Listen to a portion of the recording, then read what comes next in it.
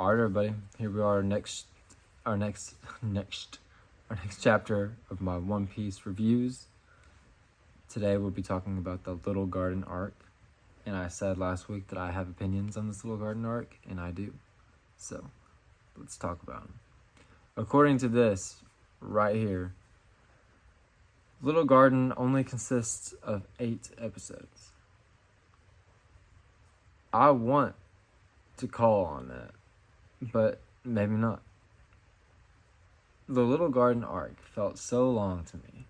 Oh man, I was so bored during this arc. I can't even explain. This is my least favorite arc in the show, I think. Like, I remember thinking, this is so slow, this is so dumb. I don't know why I'm here. And I don't, maybe it's because like we talked about Whiskey Peak last week. I really enjoy Whiskey Peak. And like, okay, so the Straw Hats arrive on this island. And like, I think Zoro and Sanji decide that they're going to go on some kind of competition as to who could find the biggest fish. Or like the biggest animal that they can cook and eat. They split up. I don't know what like Luffy and Nami and Usopp were doing. They come upon some giants. And these giants are fighting. And they've been fighting for 100 years. And they continue to fight for the next 100 episodes. But apparently it's only 8. And they fight all the time. And just, they have the most annoying sounds they make. I can't remember if it was laugh or just sounds. Oh, and Vivi's with them too now. I forget about that. But I'm just like, what is going on? Like, we're all lost in this jungle. There's giants fighting each other. And the giants are trying to tell each other backstory. I do not care about these giants. Okay? I do not care. From where I'm at, the giants have kind of come back into play. They've been mentioned again, and it was kind of important. But I'm like, yo, can we get on? Can we move on somewhere? So these giants are like, they fight, but they don't actually want to kill each other. Like, they're honorable fights or something. And somehow one of them ends up blowing up due to something that I can't remember. It was a barrel full of something or something. Anyways, the giant stuff is not good. It is not important. Very, very boring, in my opinion. But towards the end of this arc, we meet Mr. 3. And he's got the craziest hairstyle. He's got some ponytail that's literally a 3. And David, I don't know how to say his last name. He was the Polka Dot Man in Suicide Squad.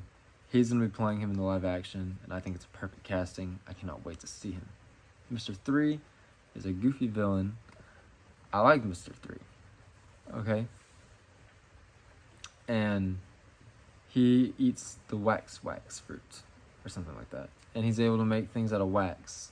So I do actually kind of remember now that, like, he made wax figures of the Straw Hats to lure them into traps and stuff. But he eventually ends up putting them on this giant cake or candle. It looks like a cake or something. I know Zoro and Nami are up there. And Vivi, yes. And they're slowly becoming wax figures. And it's like, once you become a wax figure, you die. So they all end up there. Sanji's missing. Usopp is with the giants, I believe, learning to be a great, courageous warrior of the sea. It's a load of bullcrap. He's still a scaredy cat. But Mr. 3, his partner, let's see, was it Miss Sunday or something like that?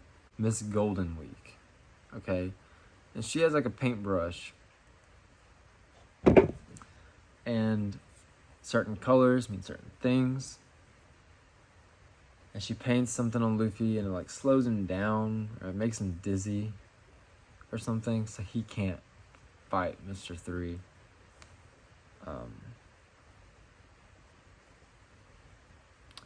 I do remember Zoro does something pretty boss while he's up there. Like, oh, he ends up like cutting his legs or something to get out of the wax, which is really cool. Yeah, I'm having a really hard time remembering how they actually get out of it. I'm sure it has to do with Luffy somehow figuring out how to get this Golden Weeks thing. But this is one of the first times my boy Sanji comes in so friggin' clutch. He finds one of those transponder snails, and the voice of Mr. Zero is on it. Like, have you got the straw hats? He's like, yeah, I got him. You know, he's like pretending like he's Mr. 3. And, like, he's trolling him. And it's hilarious. And it makes the Baroque Works pull back. Like, pull off, like, okay, guess what? He's got him. He's bringing him to us. Whatever. And it's like, Sanji's such a boss. Coming in clutch. One of the many times. I can think of a few more, which when we get there, we'll talk about it. But Little Garden Art, it's not my jam. Like I said, I do enjoy the very end with Mr. 3 and the wax stuff, but all the giant stuff, I do not like. I find it very, very boring. The giants do end up like sending them off, like really fast or something. I don't remember. They give them some kind of send off or something. And yeah, I think I would have to look. The Alabasta arc starts pretty soon. That's gonna be a lot to unpack because that arc is huge. But yeah, Little Garden. If it wasn't canon, I'd say skip it. But it's worth it for the Mr. 3 stuff, the Mr. 3 introduction, because he's actually a semi-important character going forward with the Baroque Works and everything. And yeah. So, that's my thoughts on Little Garden. What are your thoughts on Little Garden? Leave them in the comment section below, and I'll see you next time.